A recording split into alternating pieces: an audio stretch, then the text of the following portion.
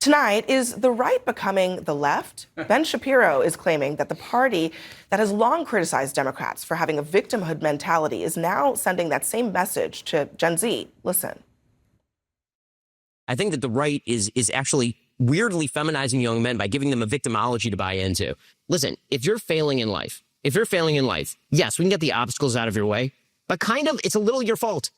It's a little your fault. You should actually pick your ass up and go out and do something useful. And this notion that you as a Gen Z male are facing these obstacles that no other human has faced for all of human history, like read a book for once, like seriously, like go talk to your grandfather. What do you think? I do love listening to Ben Shapiro. Look, I think that he sees the problem he described, popping its head up on the right, and he's going to have none of it. I agree with him. Victimhood is a path to more problems. It isn't meaning identifying oneself that way as your primary focus instead of trying to solve the problems that are out there. And he said, get yourself off your butt, start working on these problems. And I agree 100%. I mean, frankly, that attitude helped make America the greatest country in the history of the world. I guess I'm just surprised that now, this very moment, is the first time that this thought has crossed his mind, because I do think that actually the victimhood mentality is something that has helped power Trumpism. I mean, it's all been about what they are doing to us, how we are the victims, how the immigrants are taking our jobs, how other countries are taking our jobs. Everything is victimhood in Trump's world. So this is not really all that new. I'm surprised I disagree with your assessment. Right. I mean, I think what drove a lot of President Trump's coalition is a whole bunch of people who felt like they were doing everything that they've been told to do. Get up every day, go to work, pay their taxes, take care of their families, play by the rules.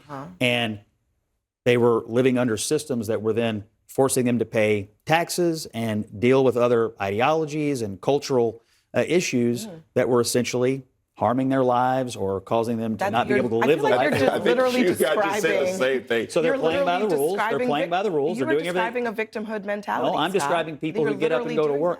Well, if you want to describe working class America that follows the laws and pay their taxes as victims, go ahead. But that's not how conservatives. No. But I think But you're saying that, look, everybody is doing everything right?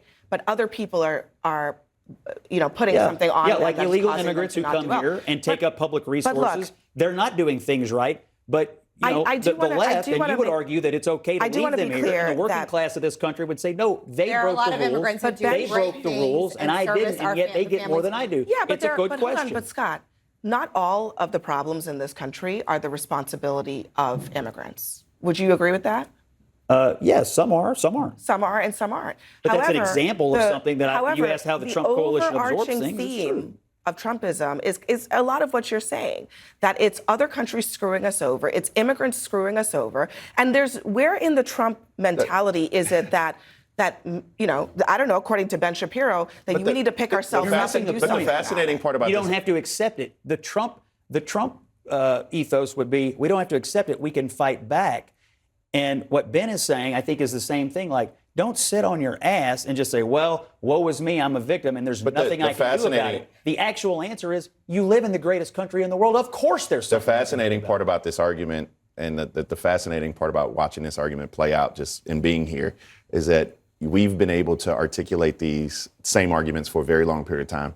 That you've had 300 years of slavery, that you've had 100 years of Jim Crow, that you've had redlining, you've had the remnants of it, you've had state-sanctioned violence from Emmett Till all the way forward. And as soon as somebody articulates those things, for any reason that you may be running behind in the race that we call America, then all of a sudden we're playing victim. But in you two's mind, it doesn't quite articulate. It doesn't compute the same way. It was very notable that Scott used the word systems that are correct. Because is it wrong? But is it wrong? Not wrong. I'm just saying, expect people to enforce But hold on, Scott. the laws. All I'm just saying is that when people talk about systemic racism, you guys say that is a made-up thing. My only point, this is where I'm describing systems where people are encouraged to break the law and then getting no punishment for doing This is where Scott and I agree, and it frustrates the people on the left who I love and the people on the right who Scott loves. Because I just want the systems to be fair. Like, I don't want the systems to pick winners and losers, but I want the systems to be fair. And I think Scott would agree with that as well. Okay, well, let me jump you in have and agree but on you one also one have to aspect of realize that, that too. for 400 years, they weren't, right? So we need to make sure that we do everything above and beyond. I can't make you dance. I just want everybody to have an opportunity to have an equal dance floor. Well, good news. Is that- I can't make me dance. So, but That's why I miss you, Ken. Where have you been so long, Ken? Bakari, kind of connecting your comment to Abby's is the picking winners and losers. So you don't have to look Republican versus Democrat. You can look right inside the GOP at the Chamber of Commerce wing of the GOP versus ordinary people. And the Chamber of Commerce wing has been winning for most of my lifetime until along came a guy named Donald Trump. And he's very unorthodox and he does things a very different way, but he is within the GOP, he is changing that focus. The focus has shifted much more to regular people than it ever was for most of my lifetime. The Chamber of Commerce is at the White House every single week. But that He doesn't is totally fine with the Chamber of Abby, Commerce. please. Meta, this isn't binary. Google, this isn't 0 or 1. Apple, Yeah, but you can't name call it. They are a Donald at the Trump, White House every single week. You cannot They call a call Donald the Trump president and agenda ask for a favors, and Chamber he of gives- Commerce agenda. They call him all the time and ask for carve-outs. They ask for breaks. They ask Which is for what they do. carve-outs They're and just a big tariffs. lobbying I'm just organization. saying, the individual companies that comprise the Chamber of Commerce, they don't have to go through the chamber anymore. They can just walk right in the front doors of the White House and get the things that they're asking for. by me. You can't. I so- take your point about the populism that Trump ran on, but the Well, let's governance zero of the in Trump on this. administration has been that if OpenAI fact. needs something, if one of these other companies needs something, they call, and then he says, you know what, we're going to exempt you